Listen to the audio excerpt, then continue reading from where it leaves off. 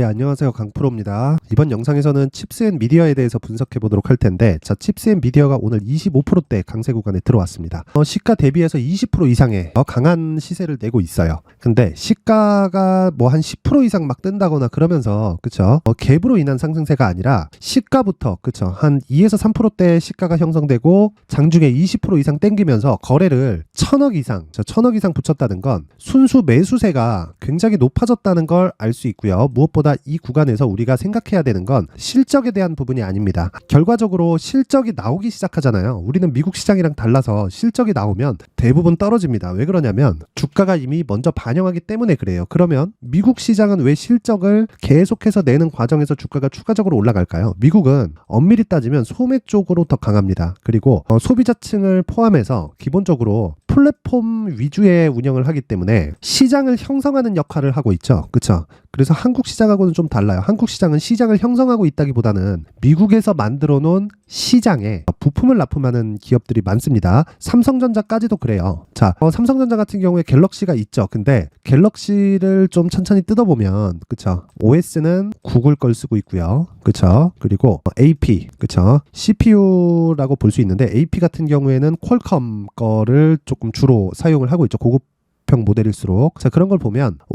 이런 완성 제품은 갤럭시라고 출시가 되지만 안에 있는 세대가 변경하는 과정에서 필수적으로 들어가야 되는 부품은 미국 부품을 사용하는 경우가 굉장히 많습니다. 그런데 한 가지 장점은 삼성전자를 포함해서 하이닉스가, 그쵸, AP도 그렇고 CPU도 그렇고, 그리고 칩스앤미디어에서 지금 강하게 밀고 있는 NPU 같은 경우에도 마찬가지입니다. NPU 같은 경우에도 메모리 반도체를 반드시 포함을 시켜서 동작이 가능합니다. 그쵸? 그러면 이런 부분을 감안했을 때 한 분야에 특화되어 있기는 하지만 지금 예를 들어서 그래요. AI 반도체라고 불리우는 게 GPU입니다. 근데 AI 반도체라고 불리우는 그 GPU가 지금 가격이 너무 비싸고 사용하는 범위가 굉장히 넓어지고 있어요. 그래서 개인용 컴퓨터에 들어가는, 그쵸? 개인용 컴퓨터에 들어가는 GPU 같은 경우에도 기본적으로 그냥 한 대당 가격이 50만 원 정도는 줘야 그냥 좀 쓸만한 제품이 들어옵니다. 그러다 보니까 그렇죠. 특화된 부품을 찾는 소비자층이 늘고 있고 칩스앤미디어는 거기에 특화되어 있습니다. 그게 NPU라고 하는 거고, 기사에도 보면 자, 이런 내용이 나옵니다. 칩스앤미디어, 엔비디아 넘었다. 세계 최초 영상 특화 AI NPU 개발 완료. 그쵸? 엔비디아를 넘었다는 건 아니고요. 단지 이 NPU라는, 그쵸? 영상에 특화된 AP를 개발했다. 그쵸? 자, 원래는 CPU였어요. 원래는 CPU였는데 이게 GPU라는 이름으로 변경된 겁니다. 그쵸? CPU는 컴퓨터 프로세싱 유닛이고요. GPU는 그래픽 프로세싱 유닛입니다. 그쵸? 근데 이 GPU가 들어오면서 메모리 반도체의 사용처가 늘어났습니다. 원래 CPU에만 들어가던 메모리 반도체가 GPU가 단독으로 동작하기 시작하면서 GPU를 동작하기 위한 메모리 반도체가 들어갔고, 이번에 NPU라는 부분이 들어오면 GPU에 대한, 그쵸? 일반 소비자층은 낮아질지라도 이 NPU를 활용해서 뭔가 좀 특화된 작업들을 할 수 있는 거죠. 그게 자, 여기 영상에 특화되어 있는 내용이다. 내용 한번 확인해 볼게요. 자, 반도체 설계 자산 기업인 칩스앤미디어가 고화질 영상 특화 AI 반도체 NPU 개발을 완료하고 글로벌 시장에 진출한다. 특히 미국 정부가 중국에 대한 첨단 반도체 장비 수출 통제 조치를 발표한 만큼 AI 칩 개발 의지가 강한 중국 고객사들의 대규모 러브콜을 받을 것으로 보인다. 이런 부분은 긍정적인 내용이다. 근데 뭐 밑에 여러 가지 나옵니다. 자, 보세요. 중요한 게 전성비입니다. 전성비. 자, 보세요. 엔비디아가 GPU 대비 10배 빠른 연산 속도와 5분의 1 수준의 전력 소모로 차세대 핵심 반도체로 꼽히고 있다. 그게 NPU라는 건데, 요건 GPU보다 더 좋다는 내용이 아닙니다. 그쵸? 엔비디아를 넘어섰다는 게 영상에 특화된 거예요. GPU는 여러 가지 일 처리를 할 수 있습니다. 지금 하고 있는 AI 반도체가 GPU로 설정이 된 것도 CPU는 단일 처리만 가능하지만 GPU는 병렬 처리가 가능하기 때문에 한 번에 처리할 수 있는 양이 굉장히 많아요. 근데 예를 들어서 유튜브 같은 경우에 코덱을 사용하는데 H264 코덱입니다. H264 코덱인데 H264 코덱을 엔비디아에서 나오는 GPU로도 처리가 가능하지만, 그쵸? NPU를 사용했을 때 GPU보다 낮은 가격에 활용할 수 있는 범위가 제한적이지만, 그쵸? 특화된 소비자층을 확보할 수 있다는 부분에 대해서는 굉장히 긍정적인 내용으로 볼 수 있고, 그로 인해서 지금 앞에 좋아질 실적을 반영해서 주가가 올라가고 있는 겁니다. 그러면 여기서 우리가 생각해야 될 부분은 하나예요. 그렇죠? 실적 한번 잠깐 보고 갈게요. 실적이 지금 뭐 굉장히 좋거나 그런 부분이 아닙니다. 그리고 실적이 좋아지기 시작하잖아요. 주가는 이미 고점입니다. 그러면 우리가 지금 가격을 얼마에 잡을지가 가장 중요한 거고, 그 가격을 잡는 과정에서 우리는 가격 전략이 필요합니다. 그렇죠? 그 가격 전략, 그게 신고가 이후에 잡아야 되는 돌파 관점에서 매수할 건지, 그리고 눌림목 구간에서 매수할 건지, 그 부분에 대한 차이다. 근데 저는 눌림목 구간에서 오늘 매수를 완료했습니다. 완료. 자, 그래서 그 부분에 대해서 제가 이야기를 드리고 가면, 자, 보세요. 여기는 강프로의 무료 소통방이고요. 그쵸? 오늘 11월 21일입니다. 그리고 시초가 매매 8시 50분. 그쵸? 칩스앤미디어. 오늘 시초가 한 종목 진행합니다. 보통 시초가 종목은 많았을 때는 3종목까지 진행을 하고요. 그리고 적을 때는 한 종목에서 2종목 정도 진행하는데, 평균적으로 2종목 정도를 진행한다고 보시면 되고요. 무엇보다 제가 이 강조를 드리고 싶은 내용은 장시작 전에 나갑니다. 그렇죠? 장시작 전에 나가기 때문에 누구나 동일한 가격의 매수가 가능하고, 그리고 강세 종목인 경우에, 그렇죠? 최저가에 잡을 수 있는 확률이 굉장히 높아진다. 근데 손절에 대한 위험 있는 거 아닌가요? 이렇게 보시는 분들이 있을 텐데, 이미 신고가를 간 종목은요, 이미 돌아올 수 없는 강을 건넌 거고, 여기서 그렇죠? 충분한 조정 구간을 거쳤습니다. 근데 저는 항상 올라가는 종목만을 매매한다고 이야기를 드렸죠. 그런 부분을 감안했을 때 신고가 종목만큼 단기 매매에 특화된 전략은 없습니다. 없어요. 자, 그래서 내가 매매하는 과정에서 언제 사야 될지 모르겠다, 또는 뭐 멘탈이 안 잡힌다, 그러신 분들은 신고가 매매에 대해서 이해를 하셔야 되고요. 이런 부분을 이해했을 때 멘탈도 잡히고 심리도 안정이 될 겁니다. 주식시장에서 심리를 안정시킬 수 있는 방법은 수익을 내는 방법 말고는 없습니다. 그렇죠? 그래서 신고가 매매를 반드시 해야 되고, 이런 부분을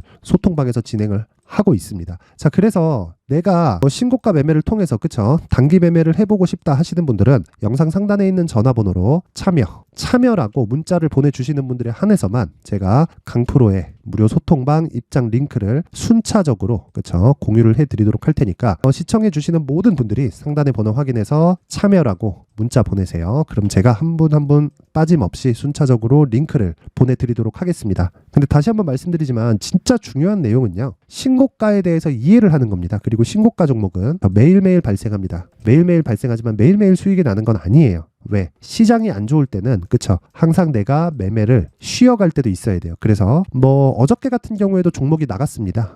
어저께는 안 나갔고, 그쵸, 안 나가는 날도 이렇게 있고요. 그리고 10월 17일 11월 17일 금요일이죠. 지난 금요일 주성 엔지니어링과 메디아나, 그렇죠. 메디아나가 어저께 상한가 갔죠. 오늘은 급락이 나오지만 그 상한가 마감이 됐다. 그렇다는 건 신고가 구간에서 추가적으로 시세가 나온다는 것에 대한 어떤 종목이든 다 동일하다. 메디아나 한번 확인해 볼게요. 자, 메디아나 보세요. 신고가를 지속적으로 만들었죠. 6월 만들고 7월 만들고, 그쵸, 8월 9월 시장 안 좋았는데 적당히 조정받은 이후에 10월 달에 다시 한번, 그쵸, 신고가 구간 타진하고 11월 달에 또, 그리고 나서 시세 발생 구간이 옵니다. 자, 정확하게 이렇게 가격을 잡는 건 단기 보유 전략이 있기 때문에 가능하다. 자, 그래서 신고가를 포함해서 단기 보유 전략까지 매매를 한번 배워보고 싶다, 그리고 단기 투자를 해보고 싶다 하시는 분들은 여기 소통방으로 입장을 하시면 되고, 참여라고 문자 보내시면 됩니다. 자, 그러면 다시 칩스앤미디어로 돌아와서 보면요, 자, 내용 간단합니다. 오늘 상한가를 가잖아요. 그러면 따라가지 마세요. 이미 늦었습니다. 시세 출발됐고, 그리고 상한가를 갔을 때 내일 갭이 발생하겠죠. 그 갭이 발생한 이후에 어떤 부분이 나올까요?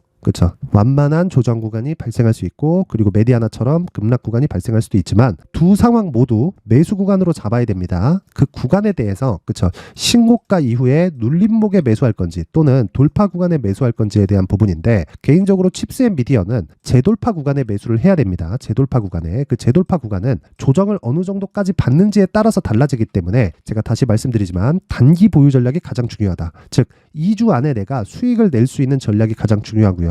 2주 안에 수익이 진행되었을 때 어느 정도로 가격을 디테일하게 잡아야 될까요? 그렇죠? 차트의 이격 조정을 확인하는 것만으로도 가능합니다. 그런데 한 가지 말씀드릴 건, 내가 어떤 주식이든 매수했는데 2주 안에 수익 전환이 안 되잖아요. 그러면 내가 매수를 잘못한 겁니다. 이 부분 잊지 마세요. 2주 안에 수익으로 전환되는 가격은 있습니다. 그리고 주식시장에서 시세가 나오는 최종 기한은 3개월을 넘기지 않아요. 계속해서 올라가는 주식이 있던데요. 이런 사람들이 있을 거예요. 근데 계속해서 올라가는 주식은요, 멀리서 보잖아요. 그럼 3개월에서 4개월 정도 올라가고 2, 3개월 조정받고 또 올라가고, 이런 구간이 계속돼서 반복됩니다. 근데 3, 4개월 동안 뭐 에코프로처럼, 그쵸, 한 5배, 10배씩 이렇게 가버리죠. 그러면 쉬었다 다시 가겠지만 그 부분에 대해서는 가격 조정 부분, 그쵸, 가격 부담을 가질 수밖에 없다. 그렇죠? 그래서 지금 칩스앤미디어에서 중요한 건 얼마에 매수할지가 가장 중요합니다. 그 부분 잊지 마시고 여기 칩스앤미디어의 가격과 단기 보유 전략 그쵸 받아가시면 되는데 요 내용까지 제가 영상에서 이야기를 드리면 내용이 너무 길어질 수 있기 때문에 영상 상단에 있는 전화번호로 숫자 3이라고 문자를 보내주시는 분들에 한해서만 제가 칩스앤미디어의 가격 그리고 단기 보유 전략을 공유해 드리도록 하겠습니다. 자, 항상 말씀드리지만 주식시장에서 가장 중요한 건 가격입니다. 그리고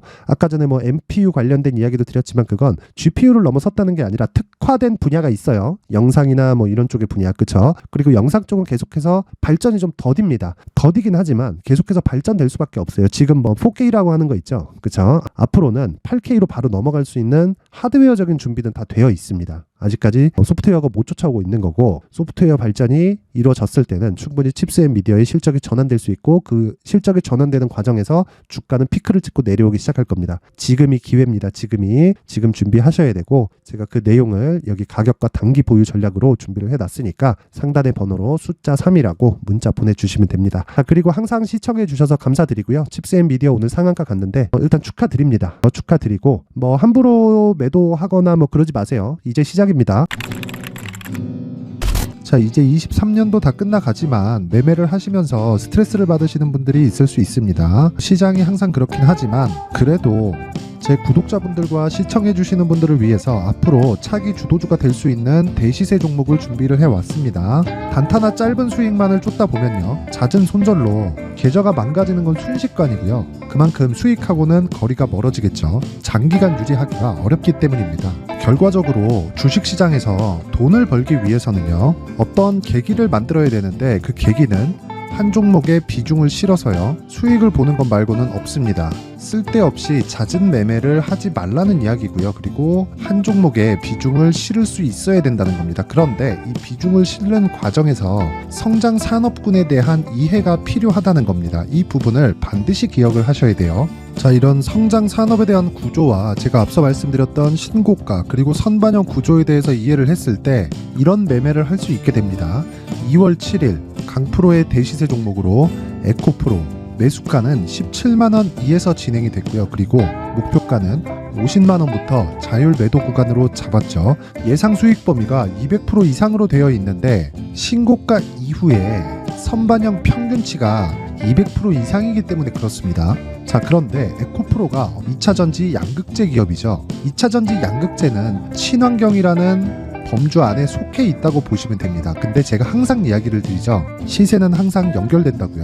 앞으로 나올 대시세 종목도 이런 친환경이라는 성장 산업군에 포함되어 있어야 됩니다. 자, 이런 성장 산업군에 포함되어 있는 걸 확인한다면 이 내용처럼 세 가지의 공통점을 가지고 있습니다. 1년에 많은 종목이 발생하지 않고요. 그리고 세력들의 장기간 매집 구간이 확인돼야 되고 그리고 상승하기 시작하면 평균적으로 3개월 정도의 상승 구간을 보이기는 하지만 제가 2개월이라고 작성을 해온 건 한 가지 내용 때문입니다. 한 달은 확인하는 과정이 필요하기 때문입니다. 이게 무슨 얘기냐면 성장 산업에 대한 부분 그리고 이런 공통점 여기다가 기술적인 내용을 다 포함을 시키더라도 절대적으로 가격이 우선적으로 반영이 되는 것이기 때문입니다. 에코프로도 마찬가지예요. 장기간 하락하면서 최악의 국면을 거쳐왔고요. 이 구간에서 먼저 하락을 했다는 건 앞서 말씀드렸던 내용처럼 고가에 대한 부분이 아니라 저가, 즉 나쁜 부분을 반영한 이후에 신고가를 발생을 시켰다는 건 앞으로 좋을 부분을 반영이 되고 있다는 거죠. 그런데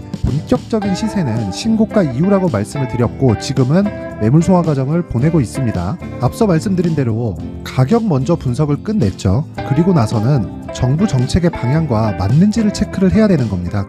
2023년 대시세 종목인 에코프로도요. 정부 정책의 방향에 맞는 종목이라고 볼 수 있겠죠. 물론 이런 종목들도요. 신고가 이후에 시세를 낸다는 건 반드시 기억하고 있어야 됩니다. 자, 이런 내용을 토대로 23년 상반기 에코프로와 같은 대시세 종목을 준비를 해왔습니다. 자, 하반기 대시세 종목은 영상 상단의 전화번호로 대시세라고 문자를 보내주시는 분들에 한해서만 공유해드리도록 할 테니까 영상 상단의 전화번호 확인해서 하반기 대시세 종목으로 큰 수익 내셨으면 좋겠습니다.